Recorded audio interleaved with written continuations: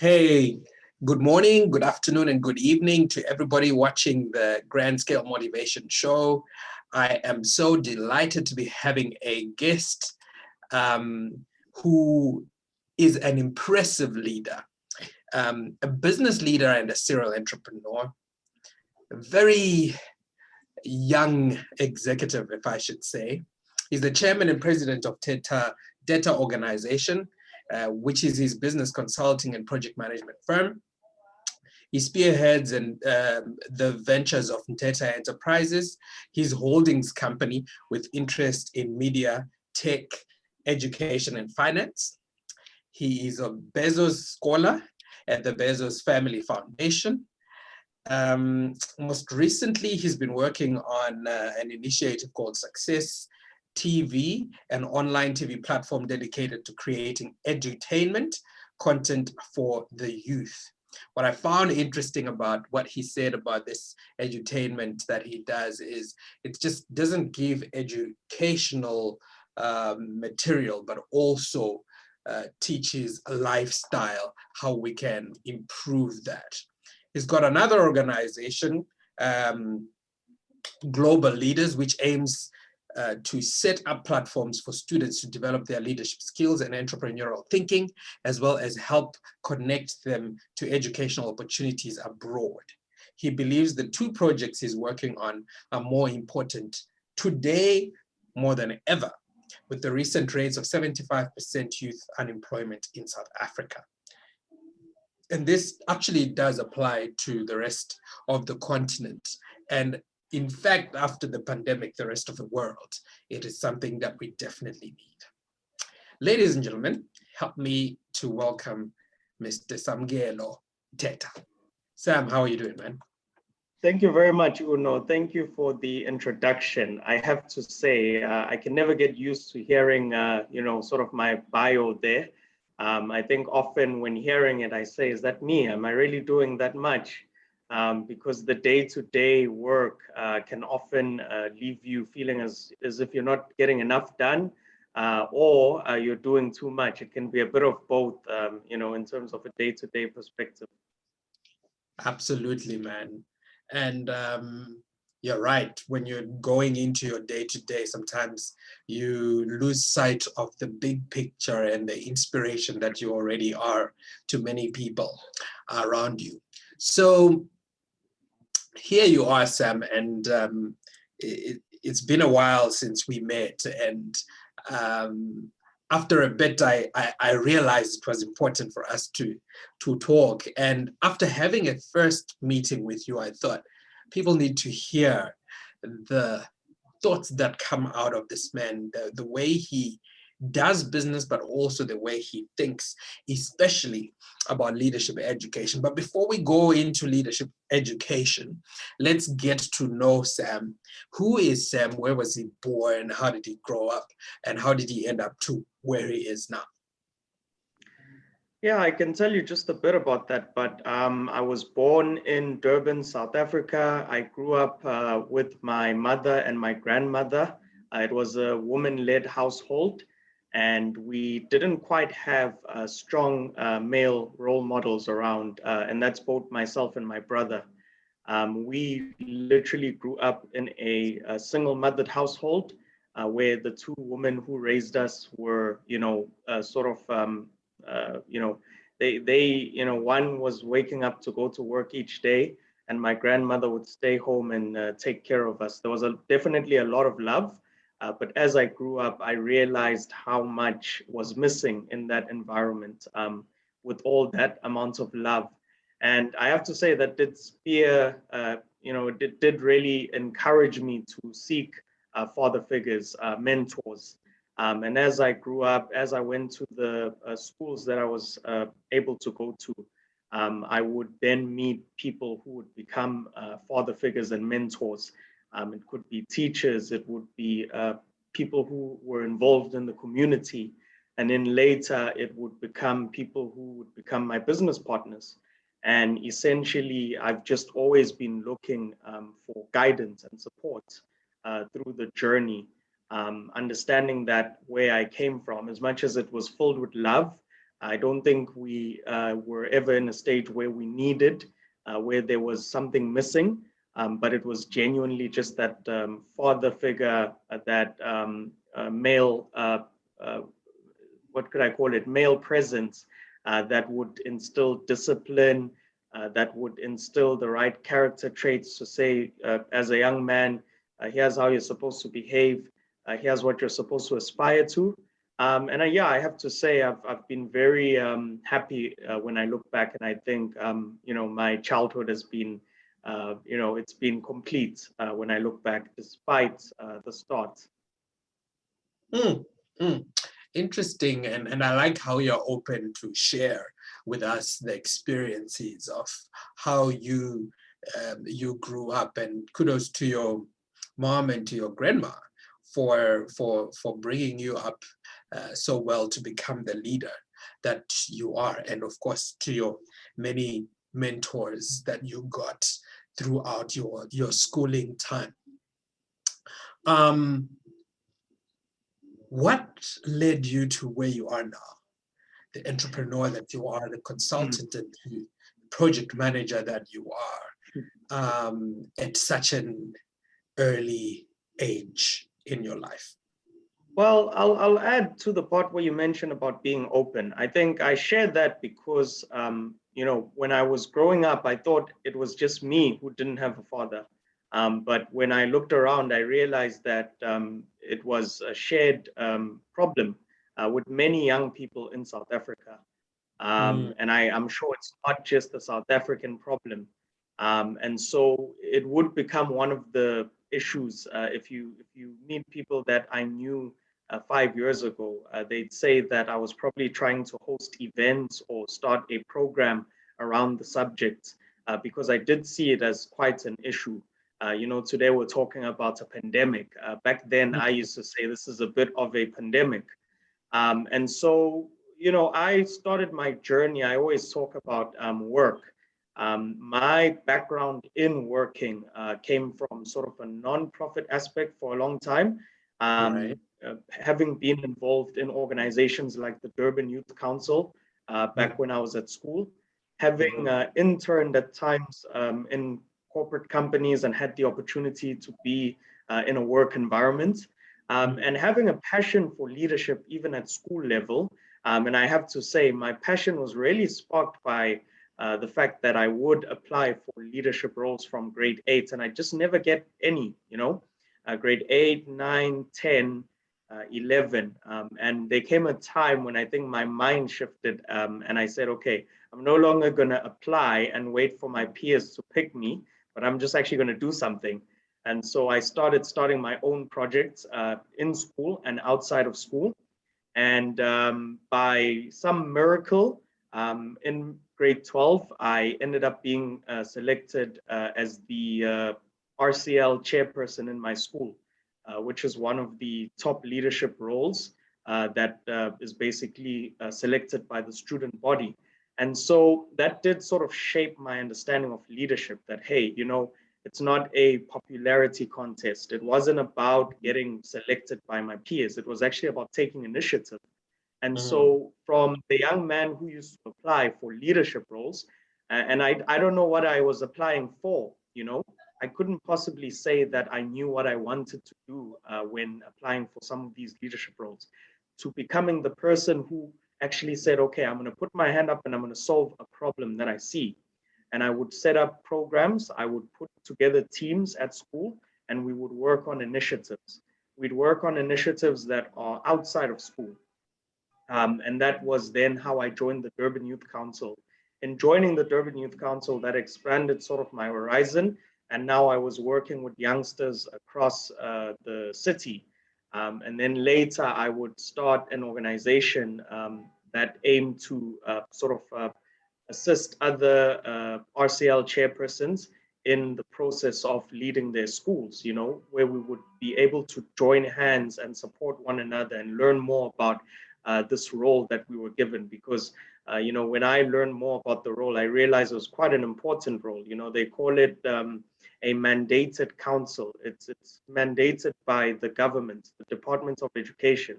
to say that learners play a role in the school, have a say in how the school functions, because you're part of the school stakeholders. You're an important part of the school stakeholders. And so the organization that we founded was about the process of saying, okay, if we're so important to how a school functions, if we have such a pivotal role to play, how do we actively play that role in a way that benefits not just us as the 12 or 30 members in the student body, but in actually the whole student body? How do we make sure that the work of the people that are in the councils impacts the learners? If you look back 2-3 years ago, before the COVID pandemic, many high schools were going through very interesting, sort of debates. There was a very popular one, and I know the young lady who spearheaded it in her school has sort of become quite, I don't know if I should say famous or popular in that results, but she's doing more great work now where she's writing books and talking about the topic. But we were thrown into an interesting issue of hair policies, and that really did teach us about the importance of our role. We weren't put there to serve the learners. We were put there to serve as an intermediary between the learners and the school. When such an issue came up, we had to assess, okay, what do the learners say? And what does the school say? And what do we want to see the school become on behalf of the learners as well as the school management? And so many schools had faced that issue. And so when we'd set up an event that would bring in other RCL chairpersons, that was when we learned what an important role students had to play in these leadership roles. And so that really did shape my whole journey. And as I went out of school, I was more conscious about taking initiative, setting up platforms, and running organizations that have a social impact of some sort.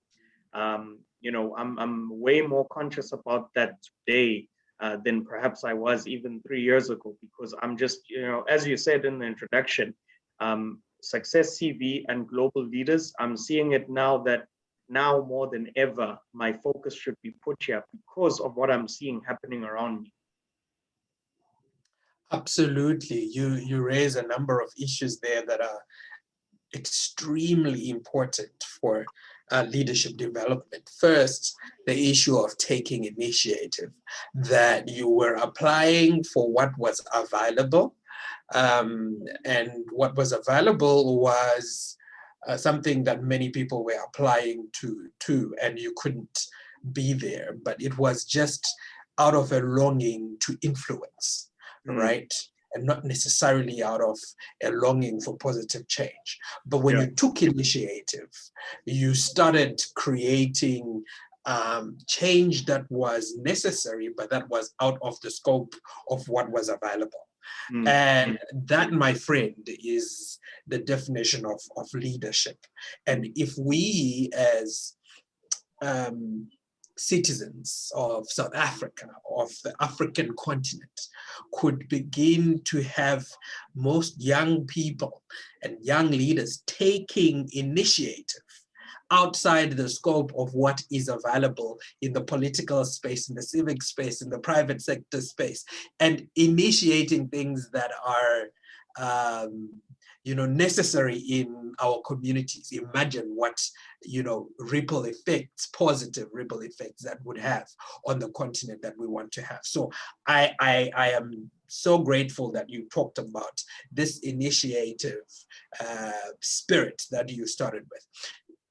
After the youth council that you were a part of, you were also a part of an institution that I admire and respect a lot, ALA, African Leadership Academy. Tell me more about that and how that shaped your leadership journey. Well, that's an interesting question. I often talk about it today that I think my leadership journey had been shaped before going to ALA. But I'd applied to go to ALA because I thought that would be the space where I would flourish because truth be told, I had recognized at that stage that academics weren't for me. And I do believe in academics. I think if you're going to be studying to become a lawyer, to become a doctor or any other professional, you really should be, focused on your academics and, heading into university to attain the right results and get into your profession. But I'd realized then that, okay, I want to become an entrepreneur. I'd like to become a leader. And so here's the type of education that I need. I need experience. And so when I found ALA, I said to myself, this is probably the environment that I need to be in. And so going to ALA provided me, I suppose, with a lot of opportunity to explore once again, to learn more around leadership in a very experiential way, as well as to reflect. I think one of the biggest lessons I learned from ALA was the importance of reflection. Sorry, Uno, can I pause us right here? Hopefully we can edit this out. Someone's knocking at the door. Okay, I'm gonna come back in a second.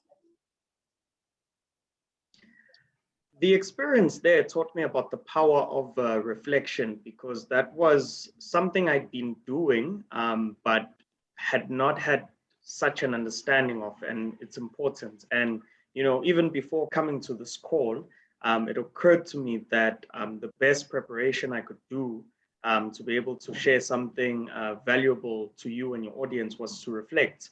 And essentially, ALA was merely a whole 2-year experience in reflecting on our journeys. However small the work you've done, where you were coming from, because we had people from all over the continent. However small the work, whatever it may have been, we were all there sharing that with one another, as well as reflecting continuously on our progress. And so that's one of the biggest, things that I took from there that I'm still implementing now. And when I look back, you asked what role it had in my leadership journey. When I look back, I think it helped me cement my purpose and my vision for what I'd like to do, once leaving.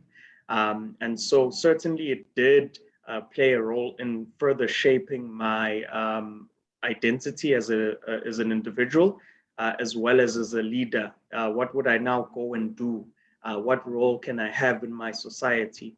And what skills and traits would I need in order to continuously grow and be able to further impact people around me?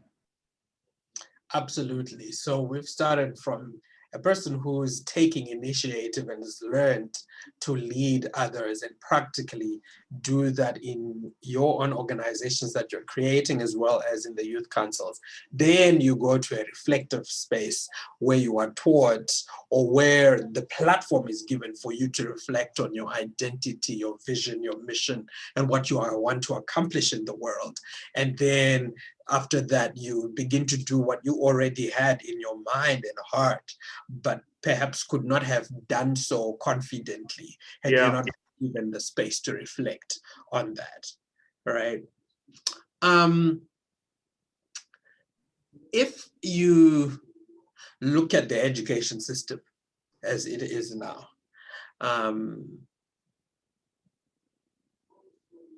and the leadership need that we have from within our societies. I mean, I was reflecting the other day about how young people in 1976 took initiative when there was a gap in leadership during the apartheid era, and they took to the streets to make sure that oppressive laws on education wouldn't be implemented. And I'm thinking that in 2021, we still have spaces that need to be filled by a sort of initiative by leaders.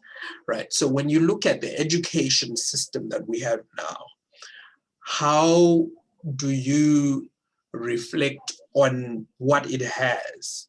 Does it prepare young people to be able to take the sort of initiative that creates the social change that is needed for our time? There's a huge gap. I have to say, I've been fortunate of the opportunities that I've had. And I speak to other young people today. Yesterday, I was having dinner with a group of other young people. And as I was telling them my journey, um, I sort of was very compelled to actually disclose to them that some of the opportunities that I had were very exclusive. And that was me actually acknowledging that the reason why I've been able to do some of the things that I've done was just the opportunities that I've had. And and my family at times has often also said, because I look sometimes and I say, why aren't young people behaving in this way? And I'm asking these questions, I'm asking aloud. And my brother once said to me, they've not had some of the opportunities that you've had. And so that used to actually click a light in me to say that actually we need to make some of these opportunities more accessible. And so nowadays, when I look at some of the life-changing opportunities, they often aren't an ALA. An ALA is amazing. I truly believe that. But I believe that that school leadership platform that I had was just as amazing. The Durban Youth Council, which I never paid for, it's free to get involved in, was just as amazing, because that's where you begin to learn how to take initiative. You're given essentially a platform to say, find a problem and solve it. Work with the team and solve a problem. Lead a team in solving a problem. When I was at the Durban Youth Council, I was quite fortunate to end up becoming Councillor of the Year at the end. And I reflected back and I sort of asked other steering members who were responsible for guiding us throughout the year that, why had they chosen me? I'd ended up planning 6 projects and we were only required to plan 1. And I should disclose that out of those 6, only 2 were really successful. The other 4 were, they sort of started and never ended. Some just started and we tried and I sort of then went back on it. But what I was then told was it was all about sort of teaching us to take initiative, find problems, try solve them, work in teams, rally people around you. And certainly those platforms were successful at doing that. And so I'm looking today and I'm saying, how can we make more of that available? When I say DYC was exclusive, it only took 130 learners in Durban. And I know of the same with other youth councils across the country. They only take a few learners. And yes, it's true that not every learner is knocking on the door of a DYC in the first place. Perhaps they could accommodate more learners, but learners don't see it as important. And I have to say, I think parents also have a role to play in this, to encourage their children to do more than just school. I was a bit of a rebel because I wasn't just saying I'm going to school. In fact, I quite frankly believe I was bored of school. And so I was looking for anything else to do but just school. And so whatever I was getting involved in, there was a time I know I was infamous amongst the teachers because I think they thought I was strolling around school, doing everything else besides my academic work. And that in many ways was true because through some of my mentors, without saying to me that, hey, don't take school seriously, they in many ways nudged me to say there's more than just the books.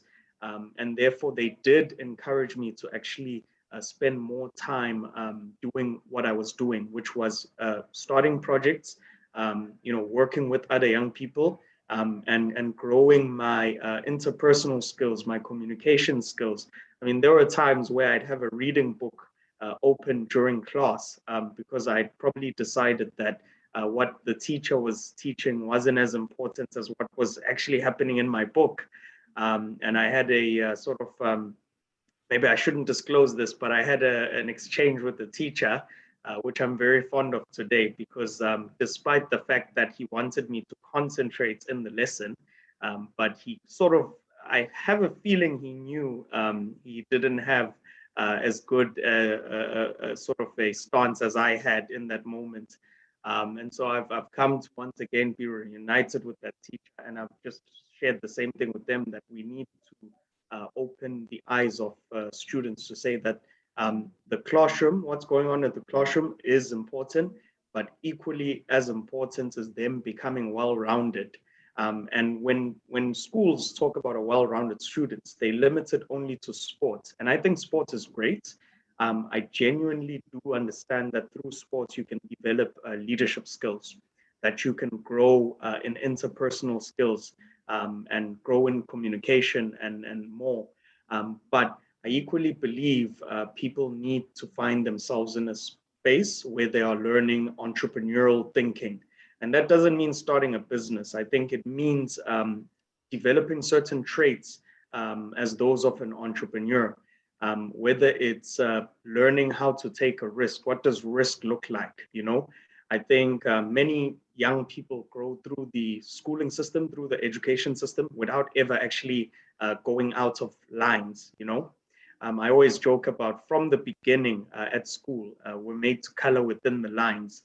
I think those are all the types of thinking that result in a young person who finds themselves outside of school, not finding a job, to end up sitting at home and become despondent, because they're saying to themselves, okay, I've followed all these rules. I've done everything everyone has told me to do. What now? You know, I don't know which other step to take. And so I think we must encourage exploration. We must encourage young people to look around them, figure out what's important to them, find a balance between their academics and what everyone expects of them, and then what they want. I was a bit of a rebel in that case, because I'd figured out what I wanted. And I was kind of determined to say to my teachers, as well as at home, to say, hey, I'm going to do this, and then I'll, you know, sort of do what you want me to do. If we can have an understanding in that regard, because I'm very determined to achieve these goals that I have here. And so I think just to sort of recap on a bit of what we've spoken about in this context, I think we need more platforms for young people to explore beyond just their education, their academics education. And I believe that if anything now, parents as well as school teachers need to encourage students to explore, because it's no longer as you know, I think there was a time when you'd study at school, you'd get good grades, you'd go to university, and you'd have a high chance of getting a job. That's no longer the case, and a lot is changing. And unless students know this, they may find themselves in a very confused state when they come out of university and they can't land a job, because everything they've been told to focus on is not what the job market is looking for. Absolutely. As a consultant, I've worked with companies that hire a lot of people. And myself in my companies, I hire a lot of young people. And one thing I find is that they may have the academic qualification. They may be qualified for the role. And an example is the recent applications I've been doing. We've been trying to fill a role for one of the companies. And subsequently, we've not done it because we just couldn't find a candidate who matched what we were looking for. And that's something I've come to realize, that I don't think we have a job crisis where there are no jobs. I think what we're having here is where there are too many people without the right skills chasing jobs. And there are jobs available, but there's not enough people with the right skills to fill them. And I'm not talking about your qualification. I'm talking about skills. Can you come into the workplace?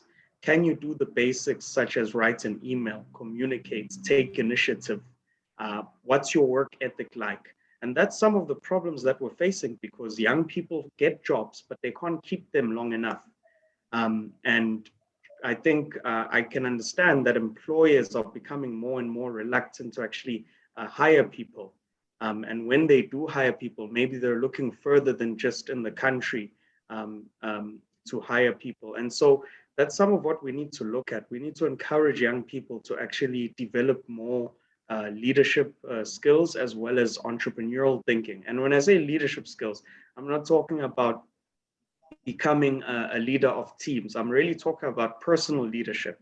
We need to get to a place where we're encouraging people to look within, figure out what they want to achieve, sort of purpose, to say, okay, here's what I want to do. It may not be in line with what everything around me says I should do. But here's what I want to do. And I'm going to do this, and I'm going to set the goals, and I'm going to, get it done. And I think that person is probably better suited to join a company or a corporate environment. And they are very likely to not only keep the job, but grow, and that's the kind of thinking we need, at this very stage. Wow, there's a lot you've said there, especially on self-leadership, purpose, identity, and skills, the skills that you need for you to grow, and how we need to give ourselves the freedom to explore beyond the boundaries set within an education system that was designed to meet certain job needs.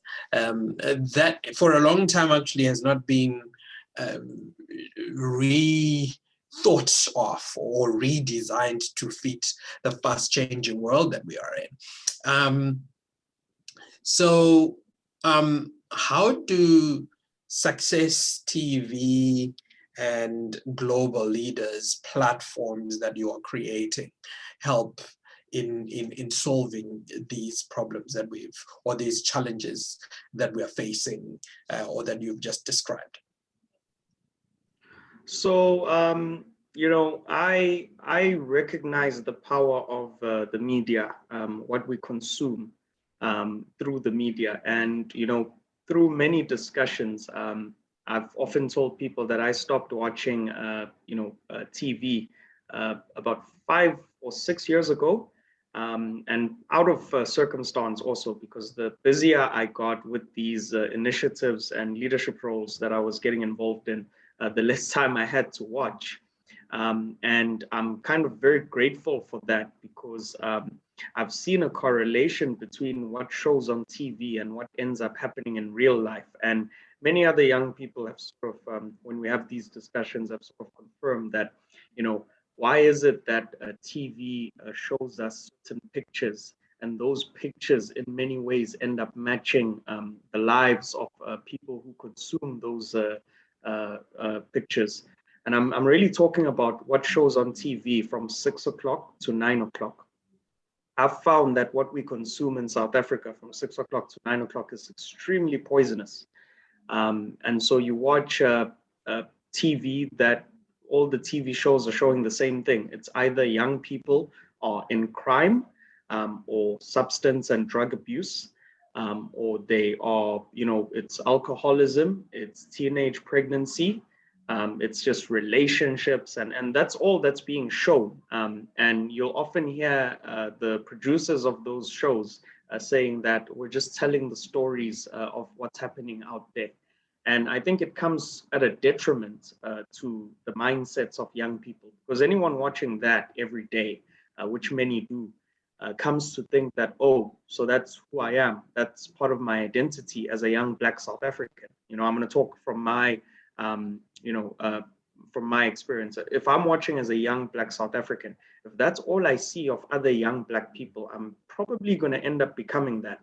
And so when I launched Success TV, and I'm hoping to launch more media platforms as Success TV grows, but when I launched Success TV, the aim was to put in front of young people a different self-concept, something up to say to them, okay, you can aspire and achieve more.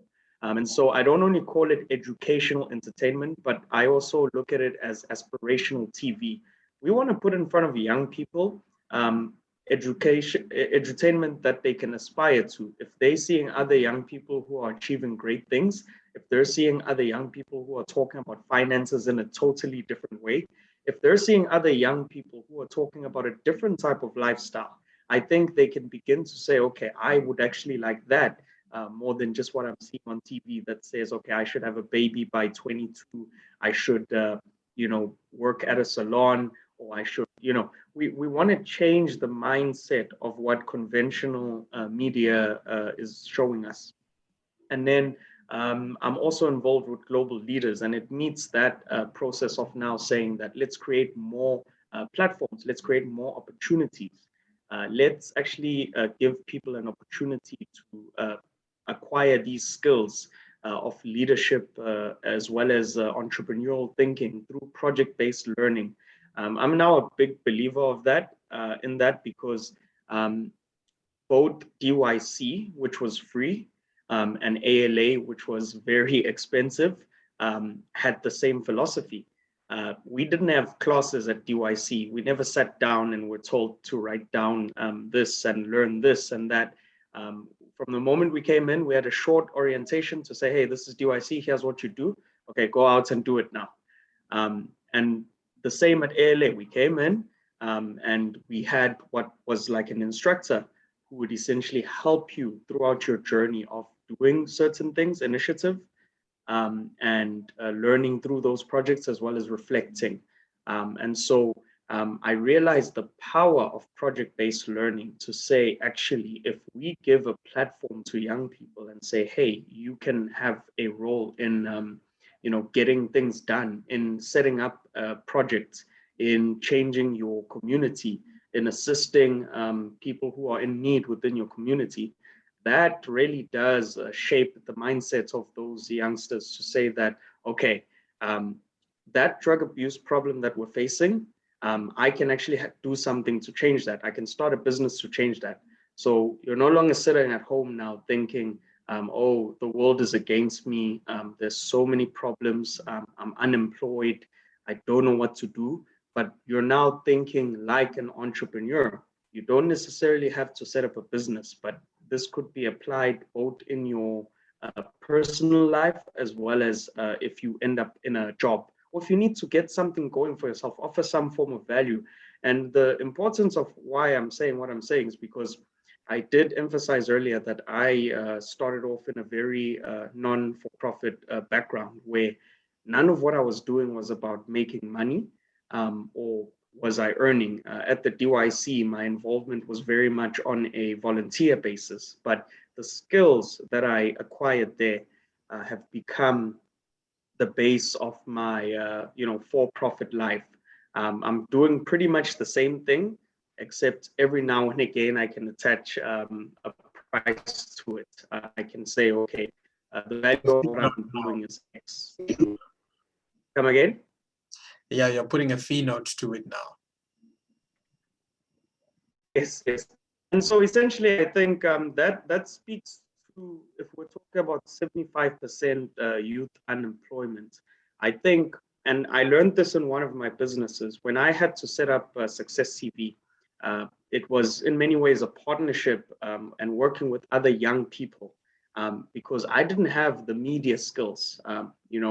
I could, of course, sit and get in front of a camera and talk, but I'm not a camera person. I can't set it up and everything. I can't edit. I don't have some of those skills. And so I realized that there were many young people sitting at home with those skills. And so what we needed to do was put them into a system. And that's my sort of job. I can create a system where I say, okay, this is Success CV. Here's our aim. Here are the goals. Here are the objectives. Let's do this. And then we'll start looking for clients to sort of fund what we're doing. And I think that's what we really need to teach young people, that, okay, if you do find yourself in a place where you're at home sitting, you've acquired education, you've been through a university, you've got certain skills, put those to use by offering value. Perhaps instead of sitting at home, you may volunteer for the meantime. And I've often found that volunteering can often then lead you into the next work that could give you income. And I say that because that was my experience also. When I found myself here in Durban after the academy, I didn't just start a business. I went back to the youth council. I ended up volunteering on a more full-time basis. And before I knew it, I'd had my first business, which basically was consulting, because I'd gone from doing that kind of work at the DYC to offering it for profit on the side. And so we need to sort of inspire the youth to understand that it's not just a job you should be looking for. It should be about becoming more valuable and then offering that value, of course, with the price attached to it, you know? Absolutely, absolutely. Wow. I can just imagine someone going through this and reflecting on the things that you are saying that are really powerful. Volunteerism, which is another, value multiplier in itself. If you don't have any skills, you get to do something somewhere, and that skill can give you the ability to put in a fee note when you now do it somewhere else and you're more experienced. So look for an organization, and there are plenty of organizations apart from the Durban Youth Council in your community, wherever you are, where you can volunteer. It could be your church, it could be JCI, it could be Toastmasters, it could be many, many other places where you can give your skills for free. And those skills, once developed, can become things that you can offer to others for some form of pay. If the job isn't coming your way, you create your own because you have a skill set that you have developed at a time that you were doing it for free. And I must add sort of a story from some of the experiences I've seen around me. I know of a painter who was doing free painting. If he gets an opportunity, he just wants to paint, and he'll do it for free. And this painter stumbled upon an opportunity to paint, and he was paid about 25,000 Rand. Now, I remember pointing out to one of my business partners and saying, hey, there has to be something about that, and we likened it to the Bible philosophy that says, he that has shall have more, and he that has not, even that which he has shall be taken away. And now I take you to a second part, is that oftentimes, and I know it as a fact, is that when young people are sitting at home, whether they've been to university and acquired certain skills, when you sit at home looking for a job without luck, and oftentimes time can fly. It could be 2-3 years where you're still unemployed. Oftentimes you lose an edge, you lose some of what you've learned, you forget it, you haven't applied it or practiced it, you haven't been studying further. And so you've just been sitting at home. And I know that when they eventually get the job, they struggle because they've been sitting at home for 3 years. Perhaps they're not at the top of their game in terms of momentum. And the power of getting out there and offering your services for free is that actually you put yourself to work. And as I said earlier, you find yourself in a place where you might stumble on your work that you will do for a price. Someone will say, who's done this? I'd like to have that person help me out with something. And I know that because it was my experience. I didn't come out and all of a sudden establish a business. I went out and I went and did work for free at the Durban Youth Council. And eventually I stumbled upon opportunities to do work for a price, I keep saying.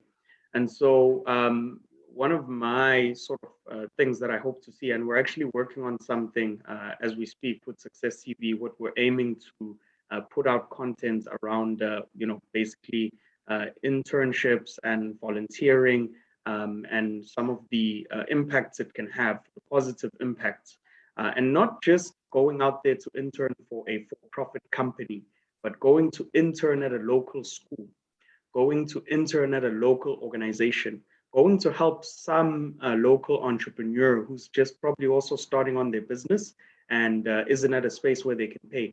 That can have a bunch of advantages. It can have a bunch of advantages. You begin to create a network for yourself. You begin to sharpen your skills. As I said before, you meet the opportunity that will become your paid work.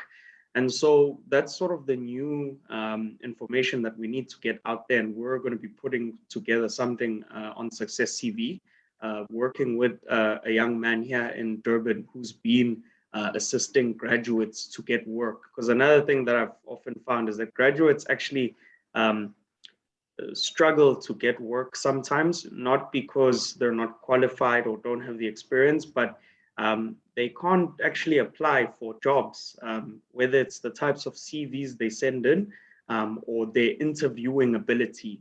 And so once again, that goes back to the fact that just sitting on your academics and studying is just not enough. I think if you take an inward approach to your life and say, this is who I am, this is what I want to achieve, this is my purpose, and these are merely vehicles. Me studying is a vehicle to achieving my life's work. So me being able to promote myself to get to stage B or C is another necessary part. And that speaks to networking. It speaks to something that's become so important in this virtual world that we live in, personal branding.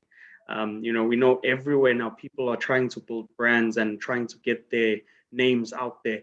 And there's a power to that. And so those are some of the discussions we're supposed to have as young people to avoid finding ourselves in situations where we feel as though we can't control, the factors around us, getting a job, getting some form of income, we have to change the script.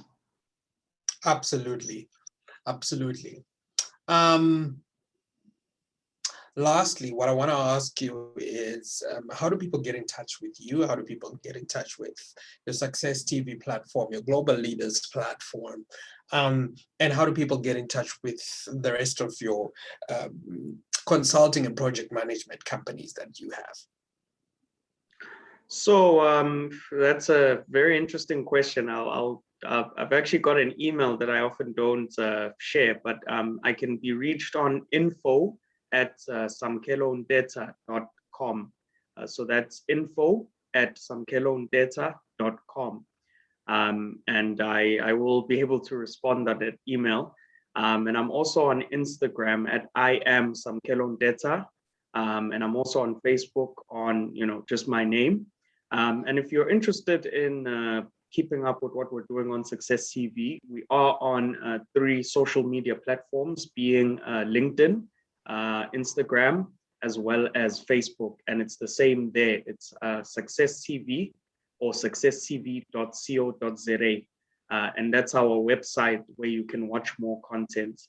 And in terms of global leaders, we're at the stage right now where we are setting up our youth council. We've decided to call it the Global Youth Council. And the reasoning for that is because I think it's important to set up a youth council that will have a multicultural experience. One of the biggest blessings that I've had over the last 5 years is to know people beyond Durban, beyond South Africa. It's such a blessing because it makes you understand that there are people out there who aspire to a totally different life than everything you've ever known. As a young Black guy growing up in Umlazi, in Durban, South Africa, I've only learned of what's possible when speaking to people with a totally different background than mine. And so we want to create that opportunity for other young South Africans to know that there's more to life than just Durban. There's more to life than just one job or 2 jobs. And so Global Leaders is once again on globalleaders.co.za. That's the website. And we will be available on hello@globalleaders.co.za, as well as social media pages, Instagram, Facebook, as well as LinkedIn. Wow. Samkelo, thank you so much for coming through to the Grand Scale Motivation Show. There's a lot of links between what you're doing with Success TV and Global Leaders Platform and what we do at Grand Scale Consultancy and what we do with this Grand Scale Motivation Show. And so this is one of the reasons why it was important to invite you here and to speak to some of the things that you are doing. And you're very right. We are here not speaking about what is, but what should be. What should be, we are speaking of those things that should be within the leadership space for young people. And so we might find ourselves not being very much understood because we are not buying into the culture that's there, but into a culture that we know should be there for the social change to take place. So thank you so much for coming through to the Grand Scale Motivation Show. I really appreciate you, man. And I know that those who are going to listen to this and who are going to watch this interview later on are going to benefit immensely. Ladies and gentlemen, thank you very much for tuning in to the Grand Scale Motivation Show. Until next time, cheers.